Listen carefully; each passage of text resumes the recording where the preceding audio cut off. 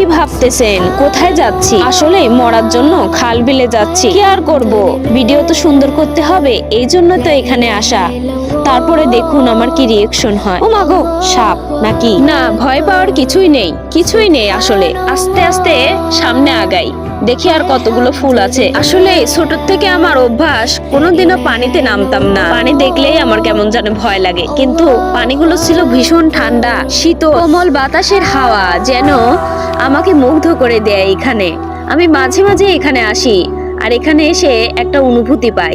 আজকেও ভয় না পেয়ে আমি চোখ মুখিয়ে চলে এলাম তাড়াতাড়ি। সকাল সকাল নামাজ কালাম পড়ে এখানে রওনা দেই। তো বাচ্চাদের সাথে এসে দেখুন আজকের এই ব্লগটা ছিল। আশা করি সবাই পুরো ভিডিওটি দেখবেন। খুবই সুন্দর করে ফুল তুলে ওদের হাতে তুলে দিলাম, তো ওরা হাতে নিচ্ছিল আর খুবই আনন্দ পাচ্ছিল। আসলে বাচ্চাদের মুখের হাসি যেন ফুলের মতো ফুটে ওঠে। অসংখ্য ধন্যবাদ এতক্ষণ ভিডিও দেখার জন্য। আসসালামু আলাইকুম।